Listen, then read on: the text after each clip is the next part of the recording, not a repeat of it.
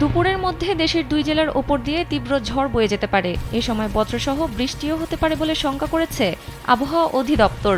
রোববার ভোর 5টা থেকে দুপুর 1টা পর্যন্ত দেশের অভ্যন্তরীণ নদীবন্দরের জন্য দেওয়া আবহাওয়ার পূর্বাভাসে এই তথ্য জানানো হয়েছে।